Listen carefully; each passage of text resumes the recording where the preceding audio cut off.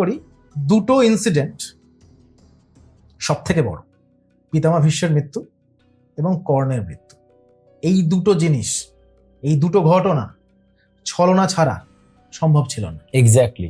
ইচ্ছা মৃত্যু পিতামহ ভীষ্মের কোনো বরদান ছিল না, তার ক্যাপাবিলিটি ছিল, তার যোগ্যতা ছিল।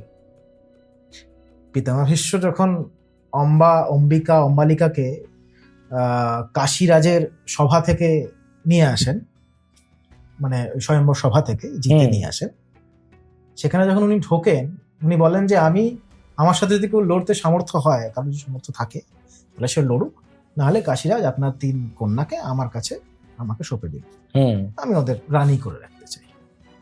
সেখানে অম্বা একটা খুব গুরুত্বপূর্ণ কোশ্চেন করেছিল যে আপনি যখন আমাকে জিতেছেন তাহলে বিয়ে আপনাকে করতে হবে, কারণ যার সামর্থ্যে আমি যাচ্ছি আমি তো তার পত্নী হব। ঠিক।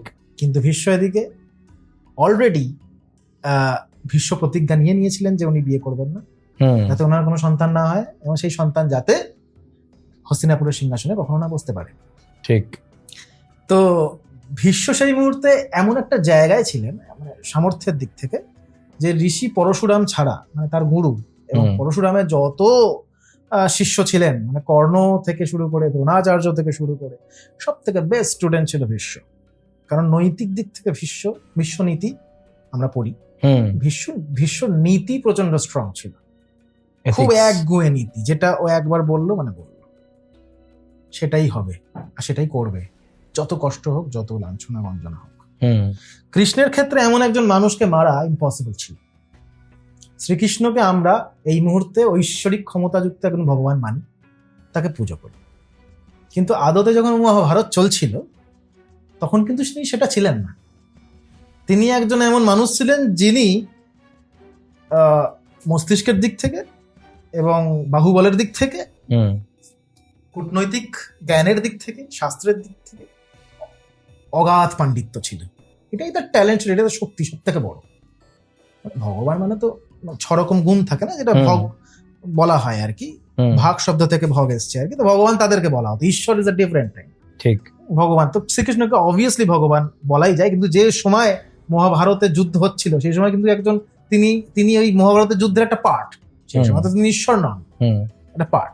তার ক্ষেত্রে পিতামহ ভীষ্মকে আর কর্ণকে কনভিন্স করে, ছলনা করে মেরে ফেলা, এটা সব থেকে বড়। কারণ এই দুজনেই ছিল যাকে মারা পাণ্ডবদের পক্ষে ইম্পসিবল ছিল, ইভেন পাণ্ডব নয়। সেক্ষেত্রে আর্যদের যুদ্ধ শিবিরে সব থেকে উচ্চ পদস্থ আর্য, যেমন ধরো ইন্দ্র, পুরন্দর যাকে বলা হয়, বরুণ, যম, কারোর পক্ষে সম্ভব ছিল না যে পিতামহ ভীষ্মকে মারবে, ইভেন কর্ণকেও মারবে।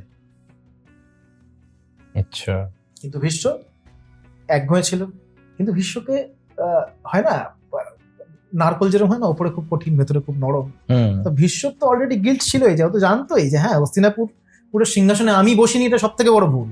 মহাভারতের মুখ্য কারণই সেইটা, আমার থেকে যোগ্য রাজা তো ওই এরা থেকেও জন্মায়নি। সেটাই আমি জন্মালাম না, মানে এই মহাভারতবর্ষ, জম্বুদ্বীপ, এত বড় একটা ভূভাগ, তার রাজা একজন বিচক্ষণ মানুষ না হয় অনেকগুলো জেনারেশন ব্যাপী শুধুমাত্র মানে ভুল মানুষদের রাজ সিংহাসনে বসানো হয়েছে, তারই ধরে নাও রিপারকেশন, তারই রেজাল্ট হচ্ছে মহাভারতের যুদ্ধ। এটা তো জানতো ভীষ্ম।